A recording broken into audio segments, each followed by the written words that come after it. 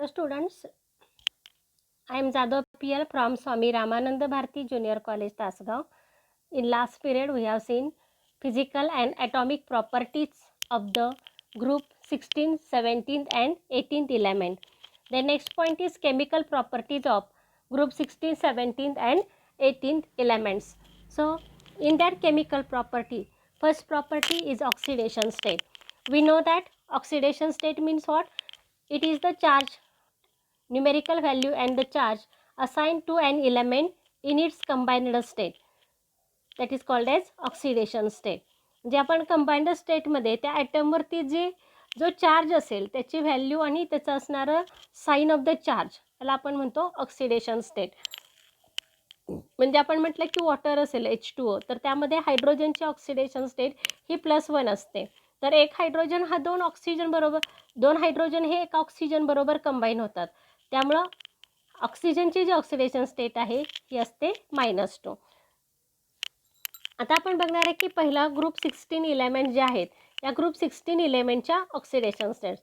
So first point is all the elements have valence shell electronic configuration NH2 NP4.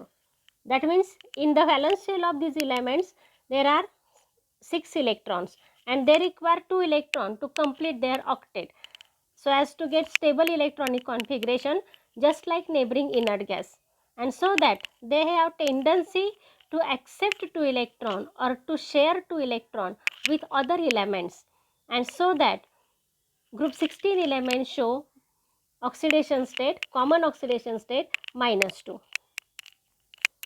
So oxygen show common oxidation state -2. आता यातला पहिला जो element आहे group 16 मधला that is oxygen, and we know that oxygen have common oxidation state -2. So except that they show +2 as well as -1 oxidation state. In case of fluorides OF2, oxygen has oxidation state +2 because fluorine is more electronegative than oxygen, and so that here oxygen show positive oxidation state with fluorine in fluoride compounds, and that is +2. Similarly, in case of peroxides, oxygen has oxidation state -1. जिथं आपण sodium peroxide घेतला Na2O2 किंवा H2O2 घेतला आपण hydrogen peroxide तर त्यामध्ये हायड्रोजनचे oxidation state +1 असेल तर 2 हायड्रोजनसाठी 2 ऑक्सिजन लागत असतील, याचा अर्थ ऑक्सिजनची ऑक्सिडेशन स्टेट काय असेल -1 असेल. व्हाईल अदर इलेमेंट्स म्हणजे ऑक्सिजन सोडला तर त्याच्या खाली असणारे जे बाकीचे इलेमेंट्स आहेत ग्रुप 16मध्ये असणारे म्हणजे सल्फर असेल तर या सेलिनियम असेल टेलिरियम असेल तर हे जे इलेमेंट्स आहेत दे शो +2 +4 ॲज वेल ॲज +6 ऑक्सिडेशन स्टेट. आता हे जे इलेमेंट्स आहेत हे +4 अँड +6 ऑक्सिडेशन स्टेट जी आहे ही ऑक्सिडेशन स्टेट दाखवतात, ही मोर कॉमन आहे. आता आपल्याला माहिती आहे की सल्फरची ऑक्सिडेशन स्टेट +6 असते. म्हणजे आता ही +6 ऑक्सिडेशन स्टेट का आहे तर they have d orbitals, vacant d orbitals असल्यामुळं काय होतं त्यांची ऑक्सिडेशन स्टेट ही पॉझिटिव्ह ऑक्सिडेशन स्टेट ते दाखवतात +2 +4 अँड +6. आपण ऑक्सिजन ह्या +4 आणि +6 दाखवत नाही कारण ऑक्सिजनमध्ये फॅकंट डी ऑर्बिटल नसते. आता आपण +4 आणि +6 ह्या ज्या ऑक्सिडेशन स्टेट आहेत ह्या कॉमन आहेत, पण यामध्ये +6 जे आहे ही त्याची स्टॅबिलिटी जसं आपण ग्रुपमध्ये डाऊन द ग्रुप जाऊ तसं स्टॅबिलिटी काय होते त्याची डिक्रीज होत जाते.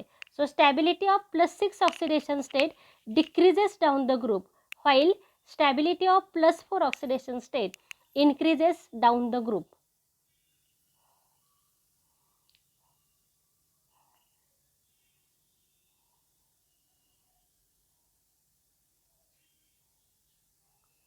Next is group 17 elements. आता आपण ग्रुप 17 एलिमेंट्स घेतले तर पहिला पॉईंट असतो त्याचं electronic configuration. All these elements have valence shell electronic configuration NH2 NP5. म्हणजे याचं जे इलेक्ट्रॉनिक कॉन्फिगरेशन आहे त्यामध्ये शेवटच्या कक्षेत 7 इलेक्ट्रॉन्स आहेत. So as their valence shell contains 7 electron they require only 1 electron to complete their octet so as to get stable electronic configuration just like neighboring inert gas, and so that they have tendency to accept or to gain 1 electron or to share 1 electron with other element, and so they show common oxidation state -1. They gain share one electron to attain the noble gas configuration. So all halogens have common oxidation state -1.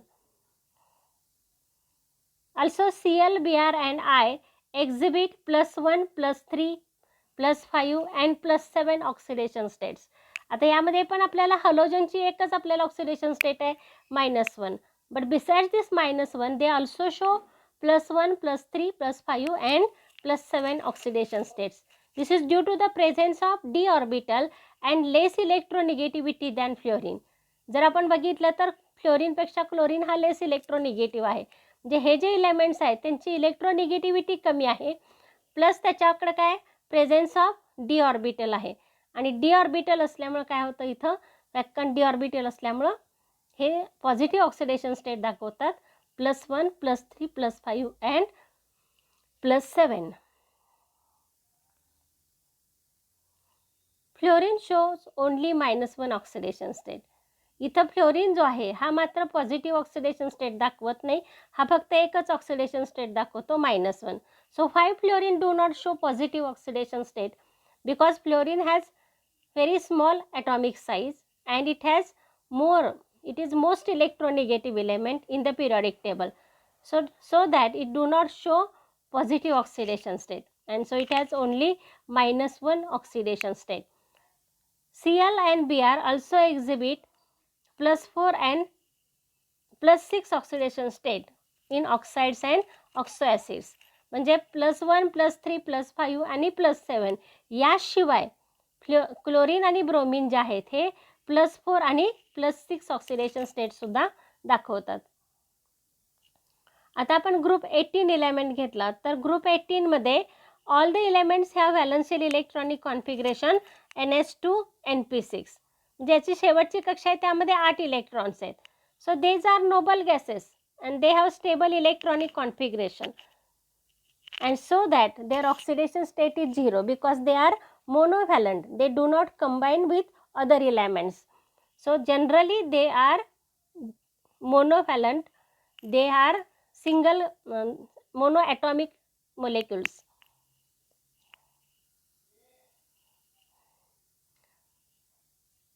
These elements are monoatomic and they generally do not their oxidation state is 0. Xenon exhibit higher oxidation states due to presence of d orbital in the valence shell. यामधला फक्त जो xenon आहे हा xenon आपल्याला काय दाखवतो तर higher oxidation state दाखवतो. कशामुळे दाखवतो हा, तर first point is there is presence of d orbital in valence shell. म्हणजे सगळ्यामध्ये आपण बघितलं तेच इथं पहिला पॉईंट आहे की presence of the d orbital in valence shell.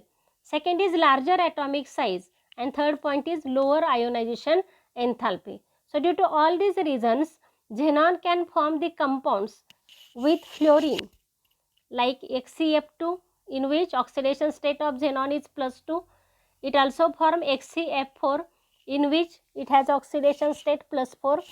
In XeO3 xenon trioxide oxidation state is +6 and XeO4 OF4 यामध्ये हे ऑक्सिफ्लोराईड आहे त्याचं, ज्यामध्ये त्याची ऑक्सिडेशन स्टेट +6 असते.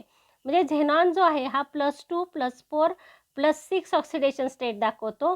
फक्त कोणाबरोबर हा मोस्ट इलेक्ट्रोनिगेटिव्ह फ्लोरीन बरोबर हा कंबाईन होतो.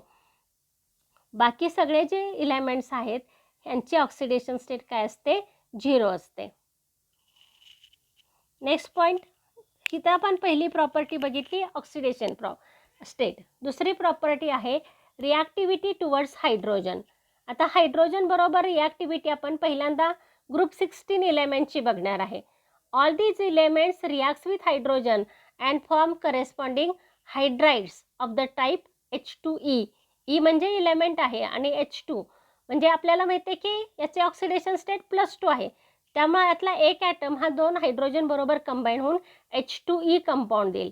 म्हणजे आपल्याला माहिती आहे की वेल नोन एक्झाम्पल वॉटर आहे, तर वॉटरमध्ये oxygen combines with H2 and gives H2O. So all these elements reacts with hydrogen to form hydrides of the type H2E. For example समजा वॉटर ऑक्सिजन असेल that combines with hydrogen to form H2O. Similarly, sulfur combines to form H2S. Selenium forms H2Se. Tellurium forms H2Te or polonium forms H2PO. So these are the hydrides of group 16 elements. यातला H2 आपल्याला माहित आहे पाणी हे कसं असतं, it is colourless odorless liquid, while other hydrides are colorless and bad smelling poisonous gases. म्हणजे यातलं फक्त ऑक्सिजनचं जे हायड्राईड आहे हे फक्त लिक्विड आहे आणि कलरलेस लिक्विड आहे, पण बाकीचे जे आहेत हे कलरलेस आहेत आणि हे जनरली गॅस आहेत आणि बॅड स्मेलिंग पॉइझनस गॅस आहे. All the hydrides have angular structure which involves sp3 hybridization of the central atom. यातलं प्रत्येक आपण 11वीमध्ये बघितलं की H2O जो आहे तर H2Oचा जो जॉमेट्री आहे ही अँग्युलर किंवा व्ही शेप्ड आहे. तसंच सगळे जे हायड्राइड्स आहेत so all these hydrides have angular structure and which involves sp3 hybridization of the central atom. Hydrides are weakly basic. इथं जे हायड्राइड्स आहेत ही कसे आहेत, वीकली बेसिक आहेत. The acidic character of hydrides increases down the group from H2O to H2Te. म्हणजे हायड्रॉक्साइड्स generally weekly basic आहेत आणि त्यांचे ॲसिडिक कॅरेक्टर जे आहे that increases down the group. म्हणजे ऑक्सिजनपासून ते टी पर्यंत त्याचं काय होणार आहे तर H2O to H2Te their acidic strength goes on increasing. So H2O is less acidic than H2S. H2S is less acidic than H2Se and H2Se is less acidic than H2Te. So acidic strength, their acidic character goes on increasing down the group. The thermal stability of hydrides decreases down the group from H2O to H2Te. जर आपण ग्रुपमध्ये वरून खाली आलो तर जसं acidic character increase होते तसं थर्मल स्टॅबिलिटी जी आहे ही डिक्रीज होत जाते. So H2O is more stable than H2S और H2S is more stable than H2Se and H2Se is more stable than H2Te. So their thermal stability decreases down the group while their acidic character increases down the group. ह्या properties आपण बघितल्या. 16 ग्रुपचे जे hydrides आहेत त्याच्या ह्या properties आहेत. Next, all hydrides except water acts as a reducing agent and their reducing power increases from H2O to H2Te. आता इथं जे हायड्राइड्स आहेत हे ऑल हायड्राइड्स काय they acts as a reducing agent आणि त्यांची रिड्युसिंग पॉवर काय होते तर इन्क्रीज होते from H2O to H2Te.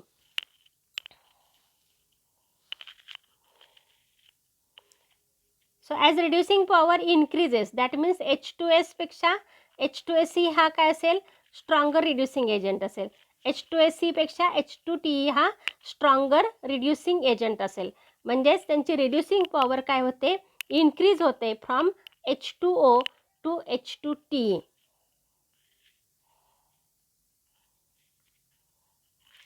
Group 17 elements. आता 17व्या ग्रुपमध्ये सगळे हलोजन्स आहेत आणि हलोजनची रिॲक्शन आपल्याला माहिती आहे हायड्रोजन बरोबर झाली तर करेस्पॉन्डिंग हलो ॲसिड्स मिळतात आपल्याला. So all halogen reacts with hydrogen to form corresponding hydrides. समजा हायड्रोजन आणि हलोजनची रिॲक्शन झाली तर आपल्याला काय मिळते H2 + X2 gives twice HX that means hydrogen halide. यामधला HF जो आहे HF is low boiling liquid. Hydrofluoric acid जे आहे हे लिक्विड आहे, लो बॉइलिंग लिक्विड आहे. त्याचा बॉइलिंग पॉईंट 90 डिग्री सेल्सिअस आहे. File HCl, HBr and HI are gases. The acidic strength of halo acids increases in the order. आता जर आपण बघितलं तर HF पासून HI पर्यंत ॲसिडिक स्ट्रेंथ काय होते त्यांची इन्क्रीज होत जाते. म्हणजे HF हा लेस ॲसिडिक आहे HF पेक्षा HCl हा मोर ॲसिडिक आहे. HCl पेक्षा HBr is more acidic and HBr पेक्षा HI हा काय असेल, मोर ॲसिडिक असेल. So their acidic strength increases from HF to HI.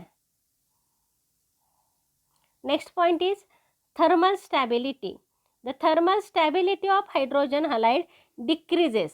Thermal stability काय होते त्याची, डिक्रीज होत जाते in the order HF has greater than HCl, HCl has greater than HBr and HBr has greater than HI. म्हणजे thermodynamically काय होतं, त्याची stability ही decrease होत जाते. ग्रुप 18 एलिमेंट्स जे आहेत, these are stable due to their stable electronic configuration. त्यामुळे यांची रिॲक्शन हायड्रोजन बरोबर होत नाही.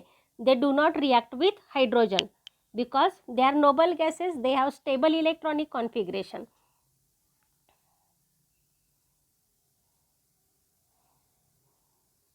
Next is reactivity of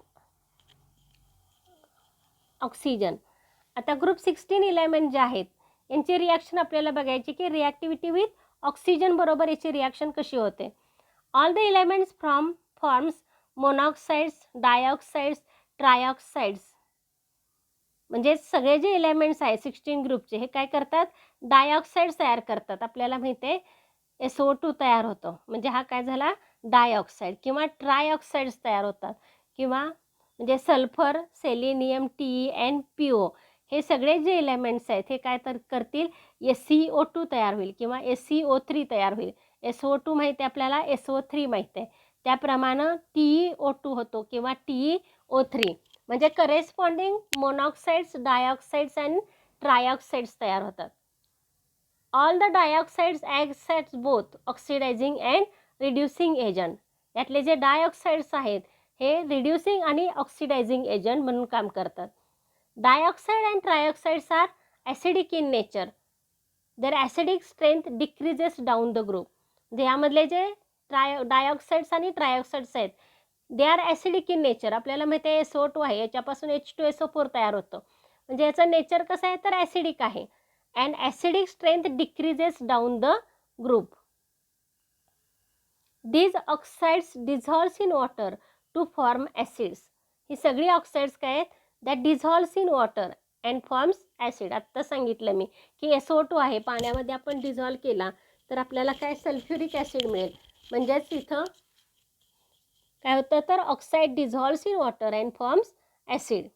आता इथं दिलेलं आहे SiO2 + H2O गिव्स H2SiO3. म्हणजे आपण इथं सेलेनियम ऑक्साईड घेतलं आणि याची रिॲक्शन वॉटर बरोबर केली तर आपल्याला सेलेनियस ॲसिड मिळतं. किंवा SiO3 घेतला आपण ट्रायऑक्साईड प्लस वॉटर घेतला तर आपल्याला H2SE4 मिळतो, म्हणजे सेलेनिक ॲसिड मिळतं. Group 17 elements. आता 17व्या ग्रुपमध्ये सगळे हॅलोजन्स आहेत. So all elements forms many oxides with oxygen. यातले जे एलिमेंट्स आहेत ते काय करतात, they forms oxide with oxygen. जे क्लोरीन बरोबर, क्लोरीन किंवा ब्रोमीन, आयोडीन किंवा मगाशी आपण OF2 बघितला, तर हे सगळे काय करतात, they forms oxide with hydrogen. Fluorine forms OF2 and O2F2. Both are fluorinating agents. फ्लोरीनची रिॲक्शन ऑक्सिजन बरोबर झाली तर OF2 मिळतो आपल्याला किंवा O2F2 मिळतो. हे दोन्ही काय आहेत, फ्लोरिनेटिंग एजंट्स आहेत. Similarly chlorine forms Cl2O, ClO2, Cl2O6, Cl2O7. these are highly reactive oxidizing agents. म्हणजे आपण इथं क्लोरीन आणि ऑक्सिजन बघितलं तर आपल्याला माहिती आहे की क्लोरीनच्या ज्या ऑक्सिडेशन स्टेट्स आहेत हे आपण -1 बरोबरच बाकीच्याही ऑक्सिडेशन स्टेट्स तो दाखवतो, आणि त्यामुळे आपल्याला पॉझिटिव्ह ऑक्सिडेशन स्टेट्समुळे इथं आपल्याला Cl2O, ClO2, Cl2O6, Cl2O7 असे व्हरायटी ऑफ ऑक्साइड्स मिळतात. यातला ClO2 जो आहे हा ब्लिचिंग एजंट म्हणून काम करतो. पेपर अँड पल्प इंडस्ट्री आणि टेक्स्टाईल इंडस्ट्रीमध्ये ब्लिचिंग एजंट म्हणून ClO2चा वापर केलेला असतो. Next is bromine. आता जसं ऑक्सिजनची ही 2 फ्लोराईड्स आहेत, तर क्लोरीनचीही फ्लोराईड्स आहेत. तसं bromine combines with oxygen and gives Br2O, BrO2 and BrO3. These are unstable oxides which are powerful oxidizing agents. Similarly, iodine can forms I2O4, I2O5, I2O7 and I2O7. यातला I2O5 जो आहे that is powerful oxidizing agent. आता group 18 बघितला आपण, तर इथं आपल्याला जसं माहिती आहे की हे इनर्ट गॅसेस आहेत, so they do not react with oxygen और हायड्रोजन. इथं ऑक्सिजन पाहिजे हायड्रोजनच्या ऐवजी.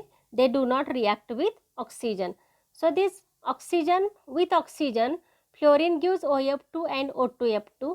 Chlorine gives Cl2O, ClO2, Cl2O6 and Cl2O7. Bromine gives Br2O, BrO2, BrO3 and iodine gives I2O4, I2O5, I2O7. Next is reactivity towards halogen. आता halogen बरोबर आपण ह्या तिन्ही ग्रुपची इथं कंपॅरेटिव्ह बघणार आहे. तर ग्रुप 16 एलिमेंट्स आपण बघितले. तर all elements reacts with halogen to give large number of halides, that is monohalides, dihalides, tetrahalides, hexahalides etcetera. म्हणजे याचे रिॲक्शन हलोजन 16वा जो ग्रुप आहे, ग्रुप 16मध्ये ऑक्सिजन असेल, सल्फर असेल, तर आपल्याला माहिती आहे की SF6 आहे, सल्फर हेक्झा फ्लोराईड. म्हणजेच हे जे एलिमेंट्स आहेत किंवा मगाशी आपण बघितला की इथं OF2 आहे म्हणजे ऑक्सिजन आणि फ्लोरीनचं कंपाऊंड, किंवा ClO4 आहे, इथं हलोजन आणि फ्लोरीनचं कंपाऊंड असेल. तर ह्या पद्धतीनं जर आपण बघितलं तर मोनोहलाइड्स तयार होतात किंवा डायहलाइड्स तयार होतात, टेट्राहलाइड्स आणि हेक्झाहलाइड्स तयार होतात. So group 16 elements forms dihalides, monohalides, tetrahalides and hexahalides with halogen. आता मोनोहलाइड्स जे आहेत, these are dimeric in nature. Dihalides are have tetrahedral structure and tetrahalides have trigonal bipyramidal structure, while hexahalides are have octahedral structure. इथं geometry दिलेली आहे तुम्हाला की मोनोहलाइड्स हे diagonal असतील, तर डायहलाइड्स हे टेट्राहेड्रल स्ट्रक्चर असतं. त्यानंतर टेट्राहलाइड्स आपण घेतलं तर ट्रायगोनल बायपिरॅमिडल स्ट्रक्चर असतं. आणि हेक्झाहलाइड्स जे आहेत त्यामध्ये sp3d2 हायब्रिडायझेशन असतं आणि त्याची जे स्ट्रक्चर आहे हे ऑक्टाहेड्रल असतं. आता हे झालं ग्रुप 16बद्दल. ग्रुप 17मध्ये हलोजनच आहेत. तर एक हलोजन हा दुसऱ्या हलोजन बरोबर कंबाईन झाला की जे कंपाऊंड्स तयार होतात त्यांना म्हटलं जातं inter halogen compounds. So halogen combines themselves to form inter halogen compounds. म्हणजे समजा एक Cl आणि एक F एकत्र आला तर ClF तयार होतं, X डॅश किंवा X3 डॅश, म्हणजे एकाच 3 प्रमाणामध्ये हे एकत्र येतील, किंवा X5 डॅश म्हणजे एकाच 5 या रेशोमध्ये हे एकत्र येतील, किंवा X7 म्हणजे एकाच 7 याप्रमाणे हे एकत्र येतील. म्हणजे F7 आहे किंवा ClF3 आहे, ClI5 आहे. तर अशी जी कंपाऊंड्स आहेत यामध्ये यांना इंटर हलोजन कंपाऊंड्स म्हणतात की 2 हलोजन कंबाईन होऊन ही कंपाऊंड्स तयार होतात. आता त्यामध्ये एकास 1, एकास 3 किंवा एकास 5 किंवा एकास 7 हलोजन याप्रमाणे हे कंपाऊंड्स तयार करतात. Where X is the halogen atom with larger size and X dash is the halogen atom with smaller size. आता आपण तिसरा जो ग्रुप आहे ग्रुप 18, तर ग्रुप 18मध्ये जे एलिमेंट्स आहेत त्यामधले krypton and xenon that reacts with fluorine to form fluorides. मग अशा आपण बघितलं ऑक्सिडेशन स्टेटमध्ये. तर झेनॉन हा XCF2, XCF4, XCF6 तयार करतो. म्हणजेच झेनॉन जो आहे हा फ्लोरीन बरोबर कंबाईन होतो आणि करेस्पॉन्डिंग फ्लोराईड्स देतो. हे जे आहेत झेनॉनचे fluorides, these are powerful fluorinating agents आहेत.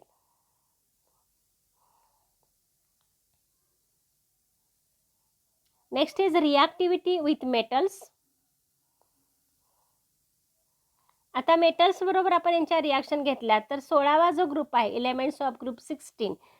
So this reacts with metals and form corresponding compounds. म्हणजे करेस्पॉन्डिंग मेटल ऑक्साईड्स आपल्याला मिळतील जर ऑक्सिजन कंबाईन झाला तर. जर सल्फर कंबाईन झाला तर करेस्पॉन्डिंग सल्फाइड्स मिळतील. For example 4Al plus thrice O2 gives Al2O3 2 molecules. म्हणजे इथं आपल्याला aluminium combines with oxygen and gives corresponding metal oxide. किंवा कॉपर मेटल आहे आणि त्याची रिॲक्शन सल्फर बरोबर झाली तर आपल्याला CuS म्हणजे कॉपर सल्फाईड मिळेल. आता ग्रुप 17 एलिमेंट जे आहेत त्यांची जर रिॲक्शन झाली करेस्पॉन्डिंग मेटल्स बरोबर तर आपल्याला मेटल हलाइड्स मिळतील. फॉर एक्झाम्पल सोडियम आणि क्लोरीन एकत्र आले तर सोडियम क्लोराईड मिळेल. Twice Na plus Cl2 gives twice NaCl. किंवा Mg plus Br2 gives MgBr2. तर ह्यामध्ये halogen combines with metal and gives corresponding metal halides. Noble gases जे आहेत that do not react with metals त्यांची reaction मात्र metal बरोबर होणार नाही.